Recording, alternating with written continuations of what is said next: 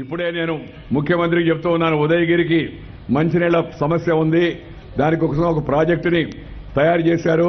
ఆ ప్రాజెక్టు కేంద్రం నుంచి నేను డబ్బులు ఇస్తాను, కానీ ప్రాథమికంగా ఈ మధ్య మోడీ గారు కొత్త పద్ధతి పెట్టాడు, డబ్బులన్నీ రాష్ట్రాలకు ఇచ్చేయండి, ఏది ముందనేది వాళ్ళ దాల్చనివ్వండి అని. అందుకని ముఖ్యమంత్రి గారు చెప్తే ముఖ్యమంత్రి గారు అంటున్నారు, ఏదన్నా ఎప్పుడో ఎమ్మెల్యేగా ఉన్నప్పుడు మీరు ఇప్పుడు ఇంకా మర్చిపోలేదని చెప్పని. తల్లిని బిడ్డ మర్చిపోగలడా? ఎవరన్నా తల్లిని బిడ్డ మర్చిపోగలడా? నేను ఈ ఊర్లో ఈ జిల్లాలో పుట్టాను. ఎక్కడికి వెళ్ళినా నెల్లూరు స్ఫూర్తి, ఆ నెల్లూరు ప్రజల యొక్క స్నేహం, అభిమానం, అనుభూతి నేను ఎప్పుడు మర్చిపోలేను. నెల్లూరుకు వస్తే అత్తగారింటి నుంచి అమ్మగారింటికి పోతే ఆడకూతురికి ఎలా ఉంటుందో నాకు అలా ఉంటుంది నెల్లూరుకు వచ్చినప్పుడు అంతా కూడా. ఢిల్లీ పర్మనెంట్ కాదు, కానీ గల్లీ పర్మనెంట్. మనం పెరిగినంటే ఆ వీధి అవుతుందో ఆ ఊరు అవుతుందో అది పర్మనెంట్. ఇవాళ చాలా సంతోషం. నెల్లూరు జిల్లాకు ఇక్కడ నేరటూరు దగ్గర, కృష్ణపట్నం దగ్గర 2 పెద్ద విద్యుత్ కేంద్రాలను మనం ఇవాళ ప్రారంభించుకోవడం, ఒకదానికి శంకుస్థాపన చేయడం, ఒకదానికి ప్రారంభించుకోవడం. మన నెల్లూరు మన నెల్లూరు బిడ్డ శ్రీ తిక్కవరం సుబ్బరామరెడ్డి చేత ప్రారంభించబడే మరొక ప్రాజెక్టును కూడా సింగపూర్ వాళ్ళతో కలిసి దాన్ని కూడా ప్రారంభించుకోవడం, ఇది చాలా సంతోషంగా ఉందని ఈ కార్యక్రమంలో పాల్గొనడానికి అవకాశం లభించినందుకు. ఎందుకంటే ఈ యొక్క ప్రాంతం ఈ విద్యుత్ యొక్క కేంద్రాల వలన దీని రూపురేఖలు మారిపోతాయి. నెల్లూరు జిల్లాలో గతంలో ఈ ప్రాజెక్టు వచ్చినప్పుడు కొంతమంది ఆందోళన చేశారు, కొంత కాలుష్యం వస్తుంది, కొంత ఇబ్బంది వస్తుందని. కొంత వచ్చిన మాట వాస్తవమే, కానీ దాన్ని సరిదిద్దేటికి చర్యలు ఉన్నాయి, ఆ చర్యలు కూడా తీసుకుంటాయి. కానీ ఈ ప్రాంతం నెల్లూరు ప్రాంతం అవుతుందో ఈ ప్రాజెక్టు అన్ని పూర్తయితే కేవలం ఆంధ్రప్రదేశ్ కాదు, మొత్తం దక్షిణ భారతదేశానికంతా కూడా నిరంతర విద్యుత్ సరఫరా చేస్తుంది. చరిత్రలో మీరు నిలిచిపోతారని చెప్పని ఈ సందర్భంగా మనం చేస్తున్నా. ఈ ప్రాజెక్టు రావడం వల్ల వేలాది ఉద్యోగాలు వస్తాయి, ఉపాధి అవకాశం వస్తుంది. మన యొక్క యువకులకు, మన బిడ్డలు ఎవరైతే ఉన్నారో వాళ్ళకి మంచి అవకాశాలు వస్తాయి. ఉపాధి రావాలంటే, ఉద్యోగం రావాలంటే మరి పరిశ్రమలు రావాలా. చాలా మంది పరిశ్రమల గురించి, ప్రభుత్వాల గురించి విమర్శిస్తూ ఉంటారు. మన మోడీ గారు అలాగే చంద్రబాబు నాయుడు గారు వీళ్ళంతా పరిశ్రమల వైపు పెద్ద చూపు చూస్తున్నారు. పరిశ్రమలు అవసరం, వ్యవసాయం అవసరం. వ్యవసాయము పరిశ్రమలు 2 మనిషి యొక్క 2 కళ్ళు లాంటివి. వ్యవసాయం, దాని ఫలసాయం, అది మన యొక్క జీవన విధానం అదంతా కూడా. కానీ దాంతోపాటు మాత్రమే మనం జీవించలేము. దానితో పాటు ఉద్యోగ ఉపాధి అవకాశాలు కావాలంటే ఇండస్ట్రీస్ రావాలా, ఫ్యాక్టరీస్ రావాలా, ఇలాంటి ప్రాజెక్ట్స్ రావాలా. అది వచ్చినప్పుడే మనం ముందుకెళ్ళగలం. నేను ఎప్పుడు చెప్తూ ఉంటాను, చాలా మంది మిత్రులు చెప్తూ ఉంటారు, అది పంచండి, ఇది పెంచండి, అది ఇవ్వండి, ఇది ఇవ్వండి అని. అది ఇవ్వాలంటే ముందు ఉండాలి కదా, ఉండాలంటే ముందు పెంచాలి కదా. పంచాలంటే పెంచాలా, పెంచకుండా పంచితే పంచి మాత్రం మిగులుతుంది, అది కూడా మిగులుతుందనే గ్యారంటీ లేదు ఆఖరికి. అందుకని మనందరూ కూడా దృష్టి పెట్టుకోవాల్సి ఉంది. ఉత్పత్తిని పెంచాలా, పరిశ్రమలు తీసుకురావాలా. ముఖ్యమంత్రి శ్రీ చంద్రబాబు నాయుడు నిరంతరం ఎప్పటికప్పుడు దేశంలో ఎలాంటి ఆలోచనలు వస్తే ఆలోచనలు ఆంధ్రప్రదేశ్ భాగస్వామి చేసే ప్రయత్నం చేస్తున్నాడు. చాలా సంతోషం. ఒక దార్శనికుడైన ముఖ్యమంత్రి, ఒక ముందు చూపు కలిగిన ముఖ్యమంత్రి ఈ రాష్ట్రానికి దొరకడం అవుతుందో ఆంధ్రప్రదేశ్ యొక్క ప్రజల యొక్క అదృష్టం అని చెప్పిన సందర్భంగానే మనం చేస్తున్నా. నాకు చెప్పడంలో ఏమాత్రం సంకోచం లేదు. ఎవడో ఏదో అంటాడని, ఎవరో ఏదో రాస్తాడని అలా సంకోచం చేయలేము. ఈ రాష్ట్రం ఎదుర్కొంటున్న సమస్యలకు పరిష్కారం చూపించేట శక్తి, యుక్తి, ఓర్పు, నేర్పు, మార్పు, తీర్పు ఇవన్నీ కూడా ఇవ్వగలిగిన నాయకత్వం ఇవాళ రాష్ట్రానికి అవసరం. అది ఒక చరిత్రాత్మక అవసరం. అందుకే ప్రజలు చంద్రబాబు నాయుడు ఎన్నుకున్నారు. అలాగే ఈ దేశం కూడా స్వతంత్రం వచ్చి 68 సంవత్సరాలు అయితే ఇంకా అనేక మౌలిక సమస్యలతో సతమతమవుతోంది. ఇంకా అనేక గ్రామాల్లో కరెంటు లేదు, అనేక చోట్ల మంచినీళ్లు లేవు, మరుగుదొడ్డు లేవు, పశు వైద్యం లేదు, మానవ వైద్యం లేదు. మనందరం చూస్తూ ఉన్నాం. మంచి ఎండాకాలం వస్తే మన తల్లి, మన చెల్లి పైన ఎండ, నెత్తిన కుండ, కడుపు మండ, కిలోమీటర్ దూరం 2 కిలోమీటర్ దూరం నడిచి వాగుల్లో నుంచి, వంకల్లో నుంచి నీళ్లు తెచ్చుకోవాల్సిన దౌర్భాగ్య పరిస్థితి చూస్తున్నాం. అలాగే మన ఆడపడుచులు ఊరిలో బయటకు వచ్చి కారు పోతుంటే, మోటార్ సైకిల్ పోతుంటే, బండ్లు పోతూ ఉంటే బయటకు పోతున్న వాళ్ళు లేచి నిలబడాల్సి వస్తుంది దౌర్భాగ్యంగా. ఎందుకంటే టాయిలెట్ యొక్క సౌకర్యం కూడా లేదు. మన అమ్మాయిలు స్కూల్కి వెళితే వాళ్ళకి టాయిలెట్లు, స్కూల్కి సౌకర్యం లేక చాలా మంది పనులు మానివేసిన సందర్భాలు కూడా ఉన్నాయి. అలాగే ఇంకా అనేక సమస్యల పేదరికం ఉంది. అలాగే కొన్ని చోట్ల రైతుల ఆత్మహత్యలు జరుగుతూ ఉన్నాయి. అలాగే అనేక మంది నిరసరాయులుగా ఉన్నారు. రైల్వే స్టేషన్ల పక్కన, రోడ్ల పక్కన, అక్కడక్కడ మురికివాడల్లో కూడా చాలా మంది నివసిస్తూ ఉన్నారు. ఈ పరిస్థితి మారాల్సి ఉంది. అందుకే ప్రధానమంత్రి గతంలో పాలకులను తప్పుపడడం కాకుండా భవిష్యత్తును దృష్టిలో పెట్టుకుని ఒక దార్శనిక దృష్టితో ఈ దేశాన్ని మొత్తం అంతా కూడా పునర్నిర్మాణం చేసి పరివర్తన వైపు తీసుకెళ్లి దేశాన్ని ఒక అభివృద్ధి చెందిన దేశంగా తయారు చేయాలని చెప్పి ఆయన కంకణం కట్టుకున్నాడు. దానికోసం అని చెప్పిన ప్రయత్నం చేస్తున్నాడు. ట్రాన్స్ఫార్మ్ ద నేషన్, మనం ట్రాన్స్మిషన్ మన యొక్క ట్రాన్స్ఫార్మర్ చూస్తూ ఉంటాం, విద్యుత్తుని మనం నిల్వ ఉంచుకొని మనం సప్లై చేస్తుంది. ఇవాళ ట్రాన్స్ఫార్మ్ ద నేషన్, జాతిని పూర్తిగా మార్చాలనే ప్రయత్నం మోడీ గారు చేస్తున్నారు. సమాజంలోని అన్ని వర్గాలకు కూడా సహకారం జరిగే విధంగా ఆయన చర్యలు తీసుకుంటున్నాడు. ప్రధానమంత్రి అధికారంలోకి వచ్చిన తర్వాత ఆయన మొట్టమొదటి మాట చెప్పాడు, గ్రామాలు, రైతులు, మహిళలు, యువకులు, నిరుపేదలు వీళ్లే నా లక్ష్యం, వాళ్ళ యొక్క అభ్యున్నతి కోసం నా ప్రభుత్వం నిలబడి పనిచేస్తుందని చెప్పని మోడీ గారు చెప్పారు. గాం గరీబ్, किसान, मजदूर और युवा ये मेरा टारगेट है, इन लोगों के उत्थान के लिए मैं सब कुछ भी करूंगा అని చెప్పాడు ఆయన. He said I will do everything for the sake of the village, for the sake of the farmer, for the sake of the woman, for the sake of the youth. That is my target అని చెప్పి నరేంద్ర మోడీ గారు చెప్పారు. చెప్పిన దాని ప్రకారం ఒకదాని తర్వాత ఒకటి అన్ని పథకాలు చేస్తున్నాడు. కరెంటు మనం చూస్తుండేవాళ్ళం, ఇంతకుముందు కరెంటు సంగతి చూడండి మీరు. కరెంటు ఇంతకుముందు మనకు తెలుసు, ఎప్పుడు వస్తుందో ఎప్పుడు పోతుందో దానికి తెలవదు, మనకి తెలవదు, వాళ్ళకి కూడా తెలవదు, డిపార్ట్మెంట్ వాళ్ళకి కూడా తెలవదు. అలాంటి పరిస్థితి నుంచి వాళ్ళ ఆంధ్రప్రదేశ్ని కరెంటు కోత లేకుండా సర్ప్రైజ్ స్టేట్ గా చేశారంటే నరేంద్ర మోడీ గారి ప్రభుత్వం ఇచ్చిన సహకారము, పీయూష్ గోయల్ ఇచ్చినట్టు సహకారము, చంద్రబాబు నాయుడు యొక్క చొరవ, ఈ రెండు కూడా కలిస్తేనే ఇవాళ ఆంధ్రప్రదేశ్ పవర్ డెఫిసిట్ నుంచి పవర్ఫుల్ గా తయారైంది.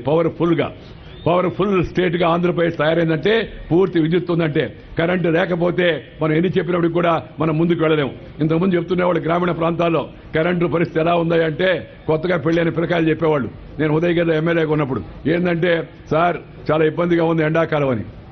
పెళ్లి అయితే ఎండాకాలం ఇబ్బంది ఏందా, సంతోషంగా ఉండాలని అంటే, కాదు సార్ మనం వ్యవసాయం చేయాలి కదా, వ్యవసాయం చేయాలంటే ఏం చేయాలా, కరెంట్ ఏమో పగులుపూట రావడం లేదు, రాత్రిపూట వస్తుంది, మేము ఏదో పెళ్ళేది కదా అని చెప్పి లోపలికి వెళ్తే తలుపు కొడుతున్నారు పెద్దవాళ్ళు, ఒరే కరెంట్ వచ్చింది పోయి మోటార్ అయిపోతున్నారు, పోను పొలానికి పోయి మోటార్ వేస్తున్నాం, వేసిన అరగంట కరెంట్ పోద్ది, మళ్ళీ ఇంటికి రాను, కొద్దిసేపు మళ్ళీ కరెంట్ రాను, మళ్ళీ పెద్దవాళ్ళు లేపను, మళ్ళీ పొలానికి పోను, మళ్ళీ మోటార్ వేయను, కొద్దిసేపు కరెంట్ పోను, మళ్ళీ ఇంటికి రాను. ఈ కొత్తగా పెళ్ళైన ఆవిడ అంటుంది, ఏంది వస్తున్నాడు పోతున్నాడు, అక్కడికి పోతున్నాడా ఇంకెక్కడికైనా పోతున్నాడు అనుమానం వచ్చే పరిస్థితి వచ్చింది సార్ అని చెప్పి. ఇదేదో నవ్వులాట కోసం చెప్పే మాట కాదు, నేను వాస్తవ పరిస్థితి. ఎన్ని మోటార్లు కాలిపోయాయి, ఎన్ని పంటలు ఎండిపోయాయి, ఎంత ఇబ్బందులు మనకు కలిగాయి. కానీ వాళ్ళ మోడీ గారు గుజరాత్ ఆయన చెప్పిన విధంగా 24/7 24 గంటలు కరెంట్ ఇచ్చేట వ్యవస్థను అందరు ప్రజలకు ఇళ్లకు తీసుకొస్తున్నాడు. ఆ తర్వాత 10 గంటలు 12 గంటలు అందరు రైతులకు కూడా కరెంటు వచ్చేట వ్యవస్థను ఏర్పాటు చేశారు. ఆ వ్యవస్థలో ఆంధ్రప్రదేశ్ ముందుండడం ఏదైతే ఉందో అది మనందరికీ కూడా గర్వకారణం అని చెప్పిన సందర్భంగా మీ అందరికీ మనవి చేస్తా ఉన్నాను. పథకాలు ఒకదాని తర్వాత ఒకటి చూడండి. ఇప్పుడు కొత్తగా ఇంకో పథకాన్ని ప్రవేశపెట్టిన ప్రధానమంత్రి సామాజిక సురక్షత. సామాన్య జనానికి రక్షణ ఉండాలంటే రోజుకి కష్టపడి పనిచేస్తే మనం 250 రూపాయలు కూలి వస్తుంది, 150 రూపాయలు కూలి వస్తుంది. కానీ ప్రధానమంత్రి గారు చెప్పారు, నీకు ఇబ్బంది వస్తే, కష్టం వస్తే, నష్టం వస్తే, బాధ వస్తే, ఇబ్బంది వస్తే, యాక్సిడెంట్ అయితే హాస్పిటల్కి పోతే బిల్లు చాలా లక్షల్లో వస్తుంది. అందుకని ప్రధానమంత్రి గారు గుర్తించి నెలకి రూపాయి కట్టు, సంవత్సరానికి 12 రూపాయలు కట్టు, నీకు ప్రమాదం జరిగితే 2 లక్షల రూపాయలు బీమా వస్తుందని చెప్పిన ప్రధానమంత్రి సురక్ష బీమా యోజన ఈ ప్రభుత్వం మొట్టమొదటిసారిగా పేదల కోసం నరేంద్ర మోడీ గారు పెట్టారు. రెండవది, రోజుకు 90 పైసలు కానీ జమ చేస్తే, రోజుకు 90 పైసలు అంటే సంవత్సరానికి 330 రూపాయలు కానీ జమ చేస్తే, 330 రూపాయలు కొన్ని ప్రాంతాల్లో కూలి ఉంటుంది టౌన్లో, 330 రూపాయలు సంవత్సరానికి జమ చేస్తే ప్రాణ ప్రమాదం ఎవరికైనా జరిగితే కుటుంబ సభ్యులకు మరో 2 లక్షల రూపాయలు అదనంగా వస్తుంది. అలాగే అటల్ పెన్షన్ యోజన పేరుతో, అటల్ బిహారీ వాజ్పేయి గారి పేరుతో 42 రూపాయలు నెలకు నువ్వు కడితే 60 ఏళ్ల తర్వాత నీకు నెలకు 1000 రూపాయలు వస్తుంది. 84 రూపాయలు కడితే 2000 వస్తుంది. 165 రూపాయలు కడితే 4000 వస్తుంది. ప్రమాదం వచ్చి ఎవరికైనా ఇబ్బంది వస్తే, ప్రాణం పోతే కుటుంబానికి 8,50,000 వస్తుంది. ఇలాంటి అనేక సంక్షేమ కార్యక్రమాలు మోడీ గారు చేపట్టాడు. అంతకుముందు మీకు తెలుసు, బ్యాంకులంతా డబ్బున్న వాళ్ళకి రుణాలు ఇచ్చేవి, సామాన్య జనానికి అప్పులు ఇచ్చేవి కాదు. మనం పోతే బ్యాంకులు తలుపులు తెరిచేవాళ్ళు కాదు. కానీ వాళ్ళ మోడీ గారు చెప్పారు, బ్యాంకులు తలుపులు తెరవండి, బ్యాంకులు జాతీయ వ్యవస్థ లక్ష్యం నెరవేరలేదు, అందుకని బ్యాంకులు తలుపు తెరిచి అందరికీ బ్యాంక్ ఖాతాలు తెరవండి అని మోడీ గారు చెప్పిన తర్వాత ఇవాళ మీ అందరికీ చెప్పడం నాకు సంతోషంగా ఉంది. మోడీ గారు వచ్చిన 12 నెలల్లోనే దేశం మొత్తం మీద ఉన్న జనాభాలో 20,20,20,00,000 మంది కొత్తగా బ్యాంకు ఖాతాలు తెరిచారు. తల్లి, చెల్లి, ఆడకూతురు అందరూ కూడా బ్యాంక్ ఖాతాలు తెరిచారు. దాంట్లో 10,20,00,000 కేవలం మహిళల యొక్క బ్యాంకు ఖాతాలని చెప్పని సందర్భంగా మీ అందరికీ మనం చేస్తున్నాను. ఎందుకంటే డబ్బు ఆడ మనిషి చేతికి వెళ్తే, ఆడకూతురు చేతికి వెళ్తే జాగ్రత్తగా ఉంటుంది, మగవాళ్ళ చేతికి వెళ్తే సాయంత్రం అక్కడికి వెళ్తుంది. ఎక్కడికి వెళ్తుందో మీ అందరికీ తెలుసు, నేను చెప్పలేదు. కానీ ఆడవాళ్ళ చేతికి వెళ్తే జాగ్రత్తగా ఇంటిని చూసుకుంటారు, ఇంటి ఆయనని చూసుకుంటారు, నాయన్ని చూసుకుంటారు, ఆయన్ని చూసుకుంటారు, ఆ తర్వాత వాళ్ళ కుటుంబం యొక్క పిల్లల యొక్క మంచోడు చూసుకుంటారు. అందుకని బ్యాంకు ఖాతాలు ప్రధానమంత్రి గారు చెప్పారు, ఆడవాళ్ళ పేరుతో తెరవండి ఎక్కువగా. కేంద్ర ప్రభుత్వం ఇచ్చే స్కాలర్షిప్, కేంద్ర ప్రభుత్వం ఇచ్చే పెన్షన్, కేంద్ర ప్రభుత్వం సబ్సిడీ, కేంద్ర ప్రభుత్వం డబ్బంతా కూడా బ్యాంకు ఖాతాలో జమ చేయండి. మధ్యలో తాలూకా చుట్టూ తిరగాల్సిన, ఎంఆర్ఓ చుట్టూ తిరగడం, వాళ్ళ చుట్టూ తిరిగి వీళ్ళ చుట్టూ తిరిగి కాళ్ళు అరిగిపోకుండా ఈ డబ్బు నేరుగా రావాలని. అలాగే కొంతమంది చెప్పారు బ్యాంకు ఖాతా ఓపెన్ చేస్తే ఏమవుతుంది సార్, డబ్బులు కావాలి కదా అని. డబ్బులు లేవు కదా అని. ఇప్పుడు బ్యాంకుల్లో 35,000 కోట్లు ఆ బ్యాంకు ఖాతాల్లో ఉన్నాయి. సామాన్య జనం పెట్టినట్టే ఖాతాలు. అదే కాదు, ఇంకో మాట చెప్పాడు ఆయన. ఇంతకుముందు బ్యాంకులు టాటాలకు, బిర్లాలకు, అంబానీలకు, దాల్మియాకు కూడా ప్రతికూలంగా పోతుంది. ప్రపంచంలో ఇవాళ అందరికీ కనబడుతున్నది, అభివృద్ధి పెట్టుబడి పెట్టేదానికి ముందుకు వస్తున్నది, అందరికీ అభిమానాన్ని చూరగొన్నది. అంధకారంలో ఆశాకిరణం లాగా ఇవాళ India is the island of hope అని చెప్పని ఇవాళ ఎంత ప్రపంచం అంతా చెప్తూ ఉంది. ప్రపంచ బ్యాంకు చెప్పింది, ఏడీబీ చెప్పింది, ఇంటర్నేషనల్ మానిటరీ ఫండ్ చెప్పింది, వరల్డ్ ఎకనామిక్ ఫోరం చెప్పింది. మనం చూస్తూ ఉన్నాం దేశం అభివృద్ధి పదంలో 7.3% పోతూ ఉంది. అలాగే రాబోయే రోజుల్లో గ్రామీణ ప్రాంతాల్లో ఉన్న మహిళలకు కూడా పంచాయతీ వ్యవస్థలో 50% రిజర్వేషన్ కల్పించాలని కూడా కేంద్ర ప్రభుత్వం సంకల్పించింది. రాష్ట్రాలతో కూడా మాట్లాడుతున్నాను, మీ అందరికీ మనవి చేస్తున్నాను. రాష్ట్రాల సమస్యలు తెలుసుకుని వాటిని పరిష్కరించే ప్రయత్నం చేస్తున్నాం. ఈ ఆంధ్రప్రదేశ్ సంబంధించి కొత్తగా ఏర్పడిన రాష్ట్రం కాబట్టి బహుశా నాకు తెలిసి, నాకు 40 ఏళ్ల రాజకీయ అనుభవం ఉంది. ఆంధ్రప్రదేశ్కి అందించినట్టే కేంద్ర ప్రభుత్వ ప్రాజెక్టులు, పరిశ్రమలు కావచ్చు, ప్రాజెక్టులు కావచ్చు, విద్యా సంస్థలు దేశ చరిత్రలో ఎప్పుడు కూడా ఈ 46 ఏళ్ల నా రాజకీయ జీవితంలో నేను ఇప్పటి వరకు చూడలేదు. ఆంధ్రప్రదేశ్కి అంతటి ప్రాధాన్యం కేంద్రం ఇస్తూ ఉంది. ఎందుకంటే ఆంధ్రకు న్యాయం జరగాల్సిన అవసరం ఉంది కాబట్టి. ఐఐటీలు కావచ్చు, ఐఐఎంలు కావచ్చు, ట్రిపుల్ ఐటీలు కావచ్చు, ఐఎస్ఆర్లు కావచ్చు, అగ్రికల్చర్ యూనివర్సిటీ కావచ్చు, ట్రైబల్ యూనివర్సిటీ కావచ్చు, కొత్త రైల్వే బడ్జెట్లో కూడా మీరు చూశారు. ప్రతి చిన్న విషయం పైన కేంద్రం గుర్తుపెడుతోంది. ఓములు వారి పల్లె కడప నుంచి కృష్ణపట్నానికి వచ్చే రైలు మార్గం పూర్తయితే ఈ ప్రాంతం మరింత అభివృద్ధి చెందుతుంది. ఆ విషయాన్ని దృష్టిలో పెట్టుకుని ఈ సంవత్సరం బడ్జెట్లో 100 కోట్ల రూపాయలు దానికి కేటాయించడం జరిగిందని కూడా ఈ సందర్భంగా మీకు మనవి చేస్తున్నాను. నెల్లూరులో వాకాడు దగ్గర గతం 9 పట్టణం దగ్గర పోయినసారి నేను, చంద్రబాబు నాయుడు గారు, చౌదరి గారు వచ్చి చౌదరి గారు చొరవ తీసుకున్న తర్వాత 500 కోట్ల రూపాయలతో ఈ ఓషనోగ్రఫీ దానిపై రీసెర్చ్ ప్రాజెక్టు దాన్ని మంజూరు చేయడం కూడా జరిగింది. రాబోయే రోజుల్లో మరిన్ని ప్రాజెక్టులు కూడా మన నెల్లూరు జిల్లాకు మంజూరు అవుతాయి, ఆంధ్రప్రదేశ్కి మంజూరు అవుతాయి. ఆంధ్రప్రదేశ్లో all India medical institute AIIMS ను కూడా మంగళగిరిలో నెలకొల్పుకోవడం జరిగింది. అనంతపూర్లో, కర్నూలులో, చిత్తూరులో రక్షణ కర్మాగారాలు కొన్ని ప్రారంభించారు, కొన్ని ప్రారంభించబోతున్నారు. దానివల్ల ఉద్యోగ ఉపాధి అవకాశాలు రాయలసీమలో కూడా పెరిగే అవకాశం ఉంది.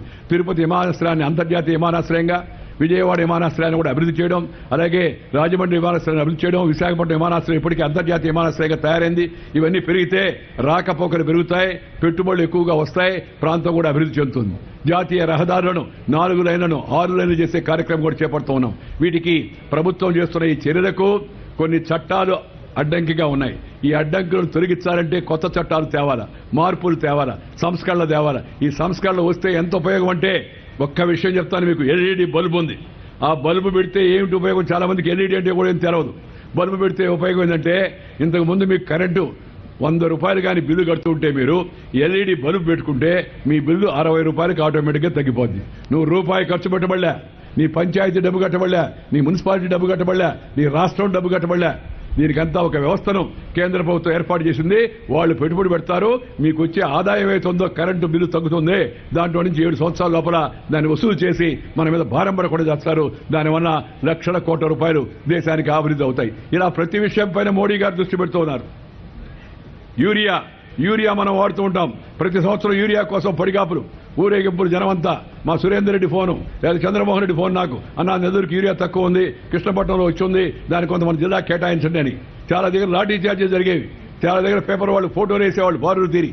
ఈసారి ఎక్కడ లాఠీ చార్జ్ లేదు, ఎక్కడ క్యూ లేదు, ఎక్కడ వెయిటింగ్ లిస్ట్ లేదు, యూరియా కొరత లేదు. కారణం ఏందో తెలుసా? ఒకటేమో ముందు దృష్టి, రెండవది యూరియా ఇంతకు ముందు ఈ వచ్చిన రైతులకు ఇచ్చే యూరియాని ఫ్యాక్టరీలకు మరణించేవాళ్ళు కొందరు. మోడీ గారు ఆలోచన చేశాడు, యూరియాకి నీమ్ కోటెడ్ అంటే ఆ యాప పూత దాన్ని తగిలించమన్నాడు. యూరియాకి కానీ యాప పూత వేస్తే అది ఫ్యాక్టరీ వాళ్ళకి పనికిరాదు, నేరుగా రైతుకు మాత్రమే పనికొస్తుంది. ఈ అద్భుతమైన ఆలోచనతో దేశంలో కొన్ని వేల కోట్ల రూపాయలు మోడీ గారు ఆదాయం చేయగలిగాడని చెప్పి మీ అందరికీ మనం చేస్తున్నాను. అలాగే ఎల్పీజీ గ్యాస్ దాంట్లో కూడా పహల్ పేరుతో అందరికీ అవకాశాలు కల్పించారు. దానివల్ల 16,000 కోట్ల రూపాయల ఆదాయం వస్తుంది. ఇలా దేశంలో ఎక్కడ ఏ అవకాశం ఉంటే, కొత్త ఆలోచనలు వస్తే అవన్నీ కూడా ప్రధానమంత్రి ఆలోచన ముందు తీసుకొస్తున్నాడు. రాష్ట్ర ముఖ్యమంత్రిగా శ్రీ చంద్రబాబు నాయుడు గారు కూడా ఆలోచన అందిపుచ్చుకొని కలిసి కేంద్రంతో కలిసి పనిచేస్తున్నాడు. ఈ ఆంధ్రప్రదేశ్ అభివృద్ధికి కేంద్ర రాష్ట్ర ప్రభుత్వాల యొక్క సమన్వయము, సహకారం అవసరం. ఇద్దరు కలిసి పనిచేయాల్సి ఉంది. నేను ఒకటే కోరుతున్న అన్ని పార్టీలను, దయచేసి అభివృద్ధికి ఆటంకం కలిగించకండి, అడ్డంకిని సృష్టించకండి. పార్లమెంటు జరగకుండా చేస్తే ప్రజలకు నష్టం వస్తుంది. పార్లమెంట్లో కూర్చోండి, చర్చించండి, విమర్శించండి. అసెంబ్లీలో కూర్చోండి, మాట్లాడండి, చర్చించండి. నేను ప్రపోజ్ చేస్తాను, అపోజ్ చేయి, హౌస్ను డిస్పోజ్ చేయండి. ఆ సెషన్, ఆ పార్లమెంటు, అసెంబ్లీ వాటిని నిర్ణయించండి. ఇది ప్రజాస్వామ్యంలో అందరూ అంగీకరించే పద్ధతి. అంతేగాని ఇవాళ దేశంలో అరాచక శక్తులు ప్రోత్సహించడం కొందరికి అలవాటైపోయింది. దేశద్రోహకర శక్తులు కూడా ఒత్తాసు పలికేందుకు కొంతమంది తయారైపోయారు. దానివల్ల దేశానికి ఇబ్బంది కలుగుతుంది. మనం చూస్తున్నాం ఈ మధ్యకాలంలో జరిగిన సంఘటనలు. విద్యార్థుల ఉద్యమం పేరుతో చాలా మంది చెప్తారు దేశం అంతా అశాంతిగా ఉందని. నేను మీ అందరికీ ఒక విషయం చెప్పనా? ఈ దేశంలో 740 యూనివర్సిటీలు ఉన్నాయి, 740 విశ్వవిద్యాలయాలు ఉన్నాయి. కేవలం 3 విశ్వవిద్యాలయాల్లో గొడవ జరిగింది. దేశం అంతా అశాంతి అంటారు. 740 విశ్వవిద్యాలయాలు ఉండి వాళ్ళందరూ ఏం చేస్తున్నారు? పిల్లలందరూ చదువుకుంటున్నారు. వీళ్ళు ఏం చేస్తున్నారు? అఫ్జల్ గురు జిందాబాద్, మహిషాసురుడు జిందాబాద్, దుర్గామాత డౌన్ డౌన్. నీకు చదువుకోమని పంపిస్తే దుర్గామాత డౌన్ డౌను, మహిషాసురుడు రంగు వేరు, దుర్గామాత రంగు వేరు, ఆమె తెల్ల రంగు, ఇది నల్ల రంగు. ఎక్కడ ఆలోచన చేస్తున్నాం మనం? అఫ్జల్ గురు ఈ భారతదేశం యొక్క పార్లమెంటుపై దాడి చేసి ఎంపీలందరినీ చంపడానికి ప్రయత్నం చేసిన అఫ్జల్ గురును జిందాబాద్ అని, అఫ్జల్ గురు నువ్వేం పని అయితే మొదలుపెట్టావో అది ఆగిపోయింది, జో కామ్ అప్నే అధూరా చోడా హై ఉస్కో హమ్ పూరా కరేంగే, దాన్ని మేము పూర్తి చేస్తామని కొంతమంది నినాదాలు ఇస్తున్నారు. పూర్తి చేయడం ఏంది? పార్లమెంటు పూర్తిగా ఎగిరిపోదా? కొద్దిగా బాంబులు వేసాము, ఎంపీలు అందరూ మిగిలిపోయారు, ఈసారి ఛాన్స్ ఇస్తే మేము మీరు కలిసి ఆ పని పూర్తి చేద్దామని చెప్తున్నారు వీళ్ళు. తెలుగు భాషలో చెప్పాలంటే అది పార్లమెంటును ధ్వంసం చేస్తాం, ఎంపీలందరిని చంపేస్తాం, ప్రజాస్వామ్య వ్యవస్థను కూలదోస్తామని. అలాంటి వ్యక్తులకు, శక్తులకు ఏ రాజకీయ పార్టీ కూడా ప్రోత్సాహం ఇవ్వకూడదు. ఎవరన్నా ప్రోత్సాహిస్తే వాళ్ళు దేశానికి వ్యతిరేకంగా వ్యవహరిస్తున్నట్టే. ఇలాంటి బెదిరింపులు ఈ రోజు అక్కడెక్కడ పప్పలో స్వేచ్ఛకు ఇబ్బంది కలిగిందని. ఎవరి స్వేచ్ఛకు ఇబ్బంది కలిగింది? స్వేచ్ఛ అనే దానికి కొన్ని పరిమితులు ఉంటాయి. రోడ్డు మీద నడుస్తూ ఉంటే 1 వే ట్రాఫిక్ పెడతారు అంటే స్వేచ్ఛకు భంగమానే. 1 వే ట్రాఫిక్ ఫాలో కాకపోతే నువ్వు ఎదురుస్తే, ఈయన ఎదురుస్తే, ఇంకో ఆయన అడ్డం వస్తే, అందరూ ఎదురొస్తే తొందరగా పైకి వెళ్తారు. అందుకని కొన్ని రెగ్యులేషన్లు పెడతారు. దేశంలో కూడా అంతే. ఈ దేశం యొక్క సమైక్యతకు, సార్వభౌమత్వానికి నష్టం కలిగించే పని ఎవరు కూడా చేయకూడదు. భారతదేశంలో స్వేచ్ఛ ప్రపంచంలో ఎక్కడ కూడా లేదు. ప్రపంచంలో ఎక్కడ కూడా లేదు. చీమకు చక్కెర పెట్టి, పాముకు పాలు పోసి, చెట్టుకు దండం పెట్టి, పశువుకు నామం పెట్టే పవిత్ర దేశం భారతదేశం. ఆది కాలం నుంచి, వేదకాలం నుంచి, పుణ్యకాలం నుంచి, పురాణ కాలం నుంచి మన పూర్వీకులు అనుభవించి, రంగరించి, మేళవించి మనకు అందించిన వారసత్వం అయితే ఉందో, ఈ వారసత్వం, ఈ భారతీయత, ఈ హిందుత్వం ఇదైతే ఉందో ఇది మన పురాతనమైన దాన్ని మనం కాపాడుకోవాల్సింది. ఇవాళ సాయంత్రం మేము లేపాక్షి ఉత్సవానికి వెళ్తున్నాం. ఎందుకంటే మన పూర్వీకులను మనం గుర్తుపెట్టుకోవాలా, మన చరిత్రను మనం గుర్తుపెట్టుకోవాలా, మన ఊరిని మనం గుర్తుపెట్టుకోవాలా, మన గుడిని, మన బడిని, మన తల్లిని, మన చెల్లిని మనం గుర్తుపెట్టుకోవాలా. నేను ఎప్పుడు చెప్తూ ఉంటాను, కన్న తల్లిని, జన్మనిచ్చిన అమ్మను, కన్న తల్లిని, జన్మభూమిని, పుట్టిన ఊరును, మాతృభాషను, మాతృ గర్భంలో వచ్చిన భాషను, తెలుగును, అలాగే మాతృదేశాన్ని కన్న తల్లిని, జన్మభూమిని, మాతృభాషను, మాతృదేశాన్ని మర్చిపోయిన వాడు మానవుడే కాదు అని చెప్పని. అందుకని దయచేసి మనందరం కూడా ఆ స్ఫూర్తితో మన భాషను రక్షించుకోవాలా, మన తల్లిని రక్షించుకోవాలా, మన జన్మభూమిని గుర్తుపెట్టుకోవాలా, మన ప్రాంతాల అభివృద్ధి కోసం అందరూ కూడా పనిచేయాలి. అలాంటి ప్రయత్నం మనం అందరం కలిసి చేస్తే దేశం ముందుకెళ్తుంది, రాష్ట్రం ముందుకెళ్తుంది, జిల్లా కూడా ముందుకెళ్తుందని సందర్భంగా మీ అందరికీ మనవి చేస్తూ, ఈసారి మరొకసారి వాళ్ళ ఆంధ్రప్రదేశ్ జన్కో అలాగే సుబ్రహ్మణ్యుడి గారు ప్రోత్సాహంతో ఏర్పడిన కంపెనీ సింగపూర్తో కలిసి వీళ్ళిద్దరికి కూడా ఒక మంచి 2 పెద్ద ప్రాజెక్టు ఇక్కడ ప్రారంభించడం ఈ ప్రాంతానికి అభివృద్ధికి ఎంతో ఉపయోగకరం అవుతుంది. దాంట్లో పనిచేసే సిబ్బందికి, కొత్తగా చేరిన ఉద్యోగాలు ఉన్న వాళ్ళందరికీ కూడా అభినందన తెలుపుతున్నా. ఆ ఫ్యాక్టరీ యజమానానికి కూడా చెప్పాను నేను, స్థానికంగా ఉన్న యువకులు ఎవరైతే ఉన్నారో ముందుకు వాళ్ళకి ప్రాధాన్యత కల్పించండి. ఉద్యోగ ఉపాధి అవకాశాల్లో స్థానికంగా ఉండి మన బిడ్డలు ఎవరైతే ఉన్నారో వాళ్ళకి ముందు ప్రాధాన్యత కల్పించాలి. టెక్నికల్ క్వాలిఫికేషన్ ఎవరికైనా ఉంటే వాళ్ళకి ముందు ప్రాధాన్యత ఇవ్వాలా, లేని వాళ్ళకి దాని కింద ఉన్న కేటగిరీలో వాళ్ళకి అవకాశాలు ఇవ్వాలా. అప్పుడే స్థానిక ప్రజల యొక్క అండ నిండుగా మెండుగా ఉంటుందనే విషయాన్ని ఈ యాజమాన్యాలు కూడా గుర్తిస్తాయని చెప్పిన సందర్భంగా నేను మనం చేస్తూ, కేంద్ర ప్రభుత్వం అభివృద్ధి పదంలో భారతదేశాన్ని ముందుకు తీసుకెళ్తుంది. ఇవాళ చూశారు మీరు, ఇందాక ఉదయం పత్రిక చదివారు, సుస్థిర భారత్ అని. సుస్థిర భారతం కావాలి, సమైక్య భారతం కావాలి, స్వర్ణ భారతం కావాలి, స్వచ్ఛ భారతం కావాలి. ఇవన్నీ కావాలంటే ప్రభుత్వము, ప్రజలు కలవాలి. కేంద్రము, రాష్ట్రము కలిసి పనిచేయాల్సి ఉంది. ప్రజల భాగస్వామ్యంతోనే సాధ్యమవుతుంది. అందుకని ప్రజలందరూ కూడా రాష్ట్రానికి, కేంద్రానికి అండగా ఉండి మన దేశాన్ని ముందుకు తీసుకెళ్లడంలో సహకరించవలసిందిగా మనం చేస్తూ, ఈ సంతోష సందర్భంగా ఇంత పెద్ద ఎత్తున మీరందరూ తరలి రావడం చాలా సంతోషం. చాలా పెద్ద ఎత్తున మీరందరూ ఉత్సాహంగా ముందుకొచ్చారు. ముఖ్యంగా యువకులైతే చాలా ఊపుతో, హుషారుతో, ఉత్సాహంతో, ఉత్తేజంతో ముందుకొచ్చి ఎంతో ఎంతో ఉత్సాహంతో ఉన్నారు. మీ యొక్క ఊపు హుషారు ఉత్సాహం ఉత్తేజం అంతా కూడా నాకు తెలుసు. ఎందుకంటే దేశం అభివృద్ధి చెందాలా, ఆ అభివృద్ధిలో మీరు భాగస్వాములు కావాలని. అందుకే ఇవాళ మోడీ గారంటే మోడీ అంటే modifier of developed India, MODI, modifier of developed India. Modi అంటే 3D అంటే decisive dynamic development, 3 in 1 Narendra Modi అని చెప్పని ఇవాళ ఈ సందర్భంగా మీకు మనవి చేస్తున్నాం. అలాగే ఆ మోడీకి జోడిగా ఢిల్లీలో మోడీ, రాష్ట్రంలో చంద్రబాబు నాయుడు జోడీ, ఈ రెండు కలిసికట్టుగా కానీ ముందుకు వెళితే రాష్ట్రం, కేంద్రం, దేశం తప్పనిసరిగా అభివృద్ధి చెందాలని చెప్పని మీ అందరికీ మనవి చేస్తూ మీ దగ్గర సెలవు తీసుకుని నమస్కారం. జై హింద్.